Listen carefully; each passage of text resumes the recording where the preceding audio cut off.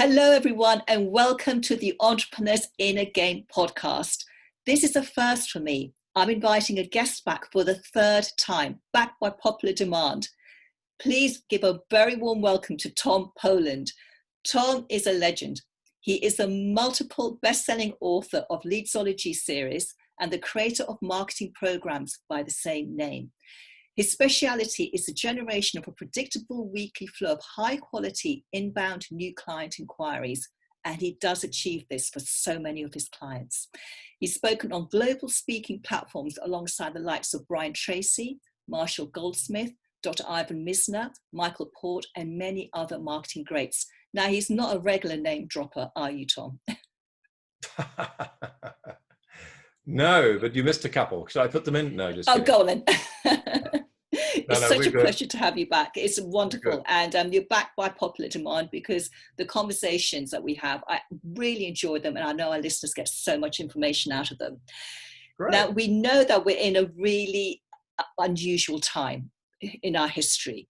And I'd love to delve into the entrepreneur's mindset in the COVID-19 era, because it's having a huge impact for so many business owners in terms of where they're going to get their next client from, how they're going to be able to pay their bills for the month.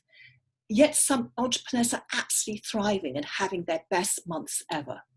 So I'd love to just dive into that and see what the mindset is and how we can help our listeners to, become aware of their thinking and how they can change it to get better results, not just now, but throughout their business. My first question to you, Tom, is, have you ever been in the situation where you felt stopped by your fear? You talked yourself out of taking action in your business, and what the consequences of that were? Well, I've certainly been paralyzed with fear when I've contemplated actions. And in fact, when I jumped out, last time I jumped out of the corporate cage, needed to go back again. And I call it a corporate cage, but really I had some wonderful years there, and the professional and personal development was exceptional. So no complaints, but I left for the second time in my life and have never been back. And when I was contemplating leaving, I was certainly, there was definitely fear there. There was, I was on this big fat salary and I had this beautiful, gorgeous luxury car and was jet setting around the world to exotic locations and, medical funds and health benefits and retirement funds accumulating, and very nice house with a very nice mortgage, I should add, kids at home. And so, quite a lot of dependency on that career, doing well. And yet here I was looking to leave it all behind and start my own business again for values-based reasons, really, because I wanted to make a bigger dent in the world than I could in the corporate environment. I wanted to have more time with my family, and I'd had 5 leave applications declined in the previous 12 months. 5 times. The company said, no, we can't. You can't because you're too important to us, blah, blah, blah. And I thought, geez, I don't have control of my own life. I've got all the trappings of success, but the core was missing in a way, in the sense that core values of family and time with my life partner and so on. So the fear came up because could I do it? Could I do it again? Could I start my own business again? Could I launch? The world had changed. It was some 15 years before I'd had my own business. And I also needed the support of my wife, of course. You don't want to just come home from work one day and, hey, I just quit, what was effectively a $500,000 job. What? Because, so that could have been a paralyzing moment. I was fortunate, though. I'd been exposed to some Tolgen meditation techniques, and a variation of that was you sat down and you contemplated the worst possible case scenario if you made a certain decision and it went wrong. And it was a series of visualizations where you progressively got worse and worse and worse. So, I quit my job and launched a new business and went broke, and, you visualize then, the kids wouldn't talk to me and my wife left me and I became an alcoholic and a drug addict and I lay dying in the gutter and someone vomited on me, something like that. Now, but you imagine visually the most worst possible outcome and regretting it. And then you come out of the visualization, you go, well, if that happened, could I accept that? And I could accept that. And suddenly I was liberated from all of that fear because I already faced the worst possible outcome. And what was more powerful than that is I did not want to be sitting on my rocking chair, age 95, looking back on that moment in life with regrets, saying fear held me back. I didn't step up. I didn't step out. And I stayed in my little comfort zone. So I think those two things, the visualization of the worst case scenario, completely dissipated the fear because I faced the fear. I visualized the fear. There was no more unknown in my unconscious because I'd already imagined it. And as you know more than anyone else, I'm sure that the unconscious mind finds it incredibly difficult to differentiate between something we vividly imagined and something that's actually happened. I'd already been there. I'd already gone into the lion's den and I'd put my head in the mouth of the lion and I walked out again. That's great. I love that because normally we associate visualization with visualizing what you really want, your goals, and stepping into them. So this is the opposite, where you step into the worst case scenario. And it's so true, because if you can make friends with the worst case scenario, then that gives you the confidence to be able to go forward. Yeah, it's normally fear of what's going to happen. We don't know what's going to happen. So if you show your mind what the worst case scenario, what will happen, what could happen, there's nothing left to fear. Yes. So it's dissolved the fear. So that was a specific situation. And when I look back, that was 26 years ago. And I look at the adventures, and the challenges. I mean, being insolvent twice during that period of time, and thinking back to that nice corporate paycheck, that would have been nice. But it's not about the paycheck, and it's not about achieving any goal even. It's about who we become. So that philosophy of understanding that the goals, certainly I'm a great believer in writing goals, and I wrote a book on how to create goals and how to achieve them and so on. But the achievement of the goal, the reason that you create a goal is just so that you create obstacles. The purpose of a goal is to create problems. And if we think the purpose of the goal is to achieve the goal, no, that's just how you've got there. It's the journey along the way, the creation of that journey along the way with the problems and the challenges and the triumphs and the despairs and everything else. That's why we create the goal. Because without the goal, we don't get out of a comfort zone. And without getting out of the comfort zone, there's no growth. Comfort zones where we want to stay, when we do need the comfort zone. We need holidays, we need time out. But there's no growth in the comfort zone. Yeah, that's so true. And it seems like this is the place of safety. We create this story in our head that we're safe if we're just staying where we are, not taking any risks, because if we take risks, we might lose something. But as an entrepreneur, this is the most dangerous place to be, isn't it? Where we're sitting on our hands, hoping that everything's going to be okay, that we'll come out the end of this pandemic and our business will be intact, we'll still have some clients left. So what about those people who are anticipating? We spend a lot of time anticipating things, don't we? That this is going to have a bad effect on my industry. We make up a lot of stories. People aren't investing in themselves right now. There's no money to be had. It's not appropriate to make offers. We should be giving away free content only. So we make up all these stories and we anticipate and we guess what people are thinking and what people need from us. What's your take on that? How we can turn that around and really be, congruent and lined up behind what we are here to do right now as entrepreneurs and carry on serving? Life is an open loop. We don't have certainty. We don't know. So my encouragement to people would be to, when you find your mind wanting to know, when you find your mind wanting to wonder when we'll be out of lockdown, when we'll be over COVID-19, just to remind yourself that you don't know. And by open loop, I mean it's an unanswered question. It's a sentence that hasn't been finished. That this is the reality of life. We don't know. There's a wonderful little story of Rabbi Jacob, and Rabbi Jacob served in the synagogue, and this is not a true story, I should hasten to add, but for the sake of for the sake of entertainment, we'll add some details. Served in the synagogue on the edge of Moscow, Red Square in Moscow. And before communism, he would serve there, and during communism, he served there. And even though the synagogue was kept open, it was an unwritten rule that no one should go there because religion was the opium of the masses and so on. So Rabbi Yakud would cross Red Square every morning from his apartment, and he would walk across 10 minutes or so, and he'd open up the synagogue and go into the synagogue, and he'd sit there all day, and he'd walk back, and he'd do this 6 days a week for 20 years. And one day, one of the guards in Red Square was bored, so stopped him walking across the square and said, "Rabbi Yakud, where are you going?" And the rabbi said, "I don't know."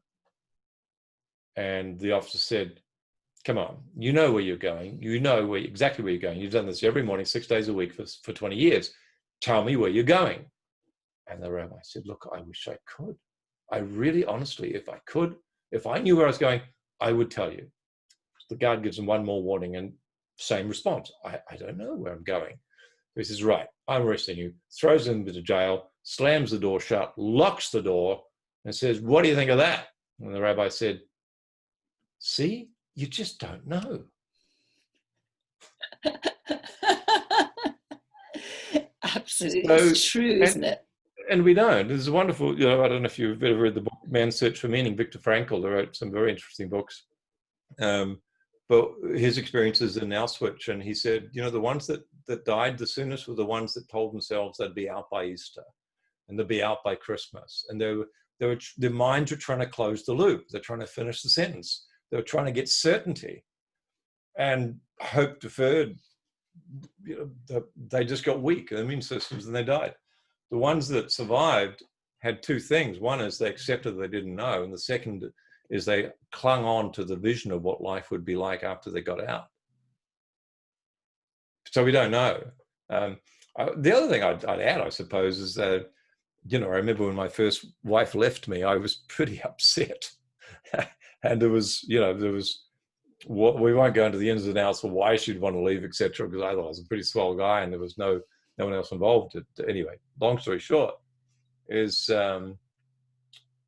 I decided I would make it a winning post. And I remember I was crying at the time. I was on my bed crying that my wife had left me. And I remember it's like a lightning bolt going, no, I am going to make this a winning post. And it's the same deal with COVID-19. It's the same deal with the sale got lost. It's the same deal with the child that's going off the rails. The best attitude is to make the most of it.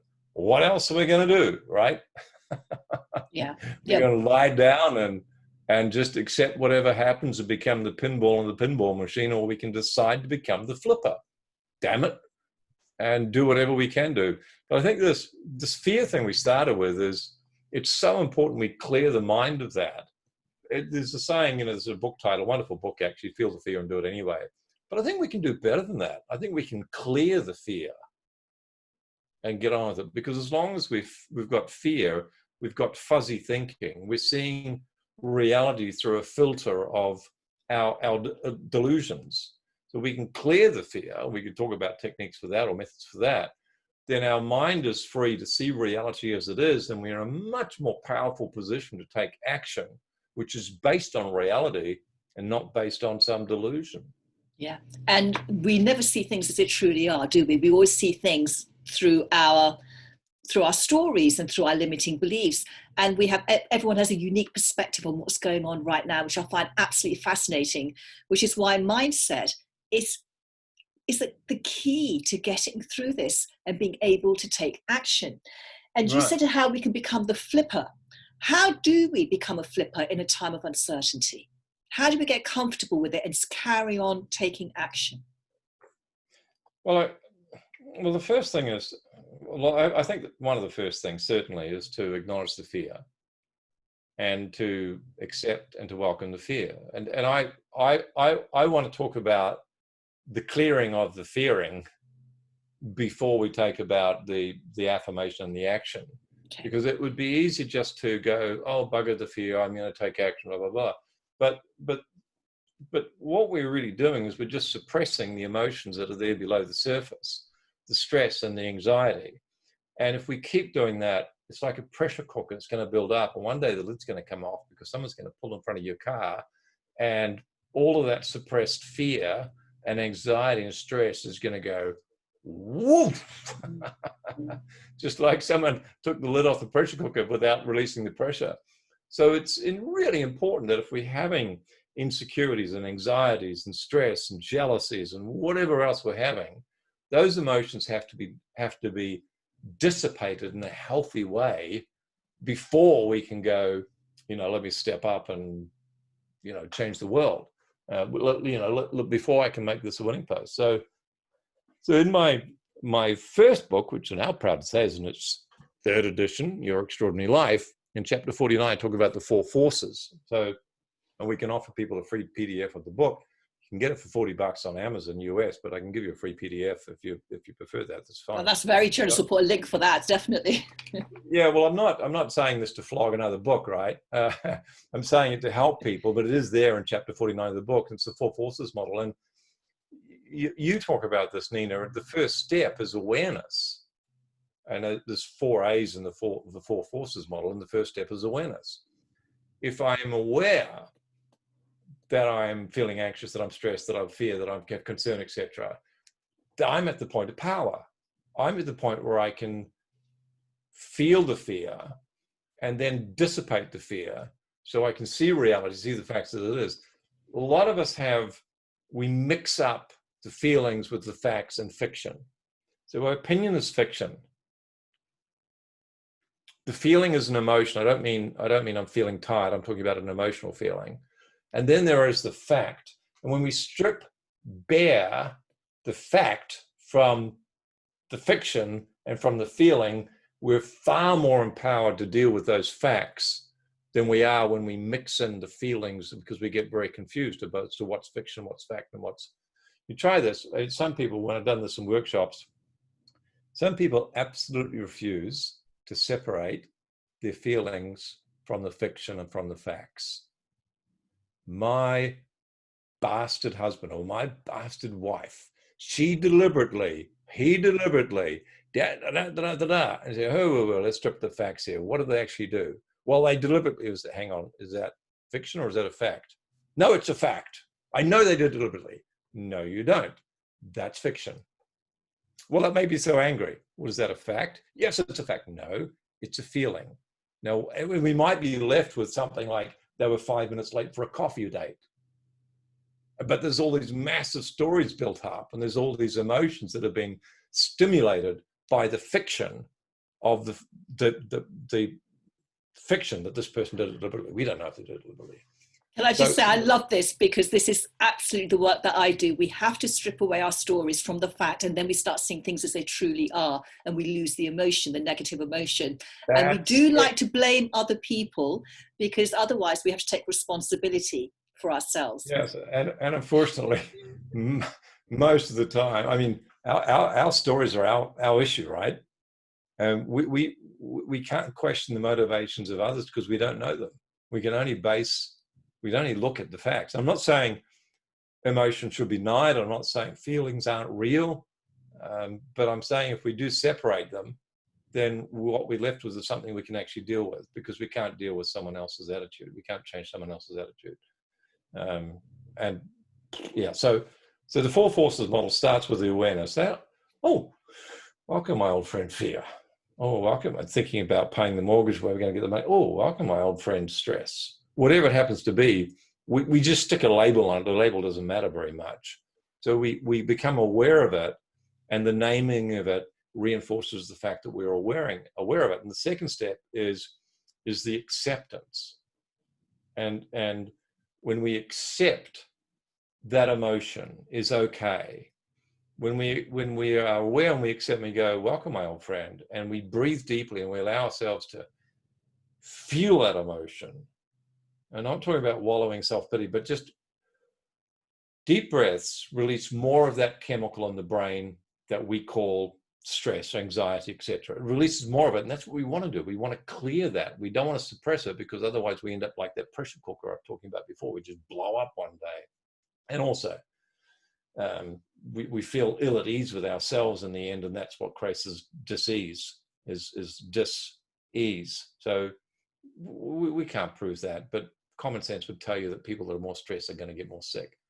So we want to clear the emotion in a healthy way. And there's a great little story, actually. I think it was a Jesuit story of a priest that goes into this, the Valley of Scrolls and finds a cave to meditate in, and walks into the cave, and clearly you'll discover in a moment this is also not a true story, and sits down to meditate, and suddenly there materializes in this cave 100 demons, and he's just sat down to meditate, and he comes away and he opens his eyes, and there's demons all around. There's very big angry demons with sharp teeth, drooling and salivating, and so he opens his eyes and has a look around, sees these demons, and he looks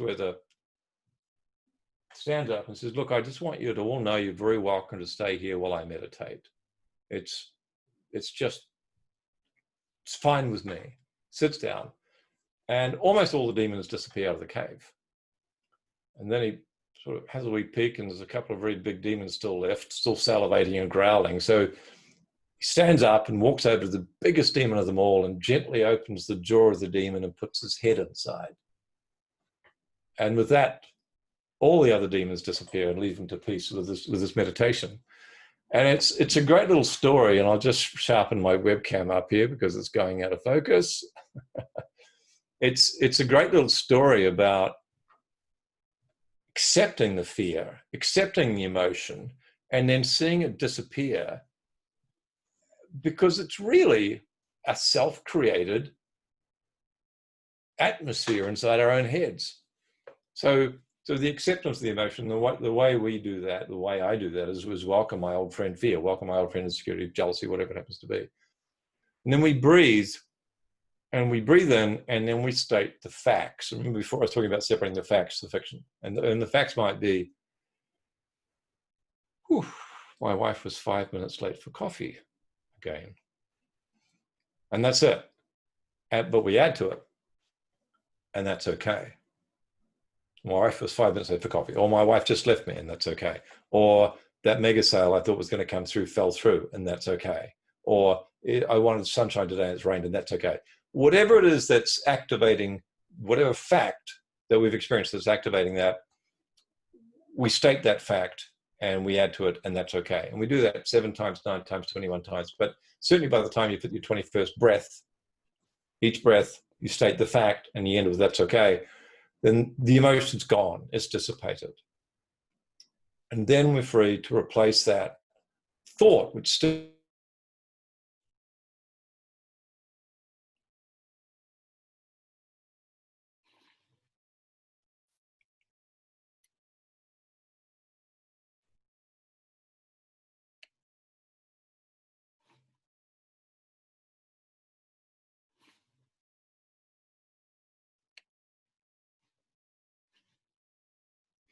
So once we've gone through the first 2 steps of the 4 forces, we've become aware, and then we've accepted.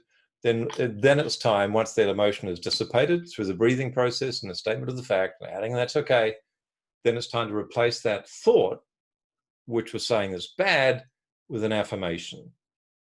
And the affirmation could be something, it's normally the words that first come to you that are the precursor to positive action. So it could be something simple, like every day in every way I'm feeling more confident about myself. Or it could be something like, I will make COVID-19 a winning post. Whatever words are appropriate for the situation you find yourself in, and there aren't any magic words, the ones that resonate with you, that becomes your affirmation.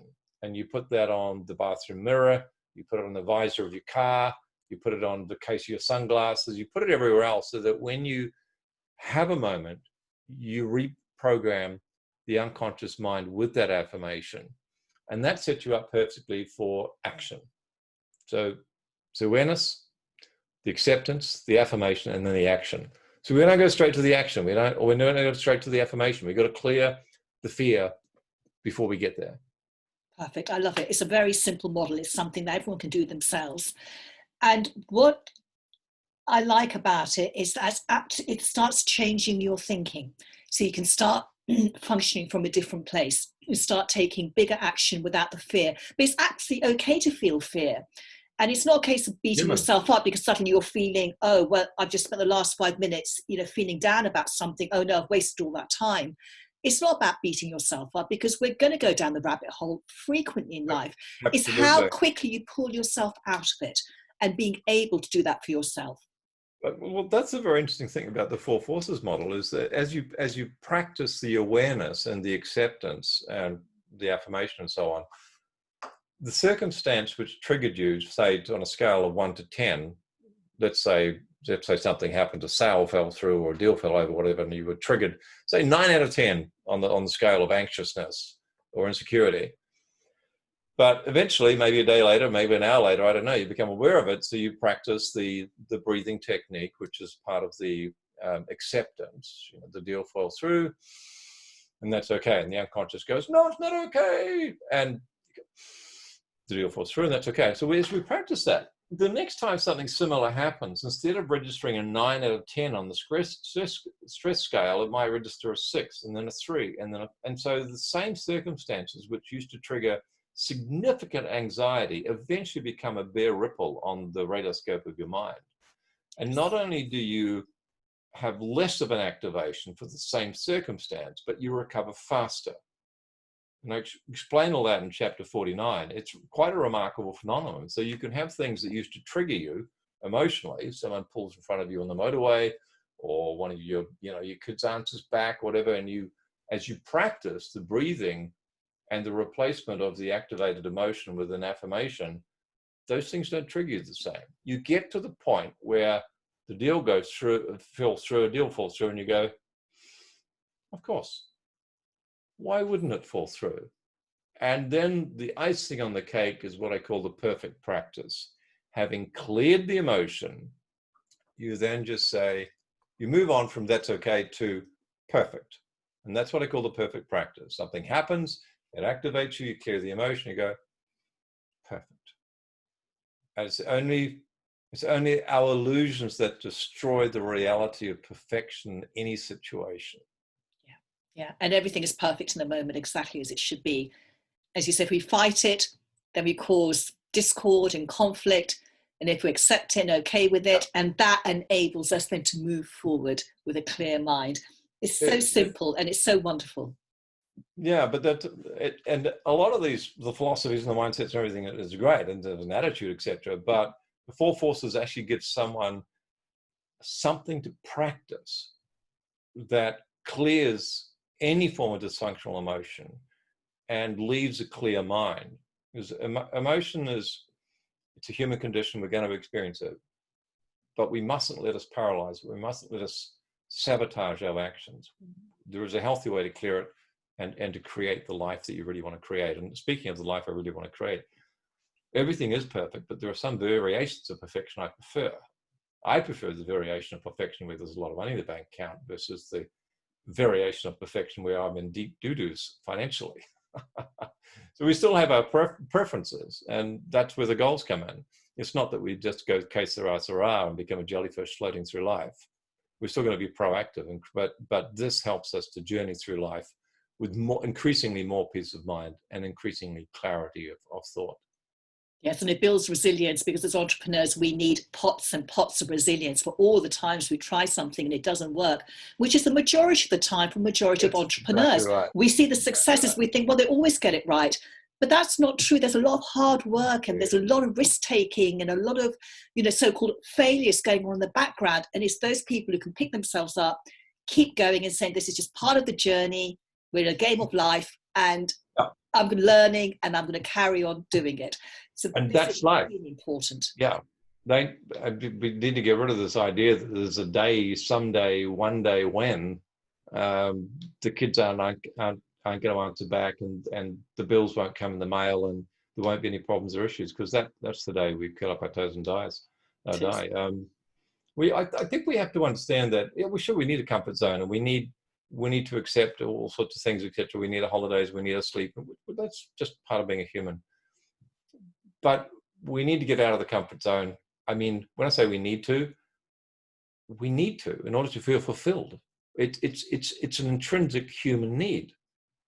because we don't feel fulfilled and we don't feel content, and we don't unless we have those challenges, and we meet the challenges. And my definition of a comfort zone is where someone is happy to lie in the toxic vomit of their own mediocrity. So I know that brings a lovely vision into my mind. I don't want to make it sound comfortable. I haven't had breakfast yet, so thank you. The whole point is we don't want to make it sound like a comfortable place. Absolutely. And it's just being okay with the now. The more okay you can be in the now, the more you can problem solve, the more you can, share your vision with those around you and really step into it. One of my favorite books is called At Home in Muddy Waters. Can't remember the author, but it's got a lotus flower on the front of the book. At Home in Muddy Waters, and it's a story. It's a book, not a story, but it's a book about exactly what you've just said. Feeling comfort with the messiness of life, and accepting that is what that life is. Yeah. Perfect. I could talk for hours more, but we've come to the end.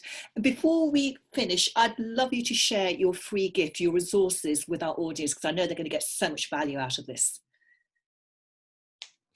Can we pause? Because I don't have a URL set up. All right. So folk can go to TomPoland. That's one L on Poland, same as the country next to Germany, TomPoland.com. And if they go there /YEL, which stands for Your Extraordinary Life, then they can download a free copy of the PDF. The book is 103,000 words. It's a blockbuster. But that is, as the managing director of Ford Motor Company called it, a roadmap for life. Fantastic. That's a really generous resource to share. So thank you for that. And I would encourage everyone to head over to tompoland.com/YEL and pick up that book. It's incredible. I've read it. There's so much value and amazing information there for every entrepreneur. Tom, thank you so much for being here. It's been such a pleasure as always. Thank you for being with us, sharing all these great resources and information. For everyone who's been listening, thank you for being with us. Really, really enjoy your company. Until next time, bye-bye for now.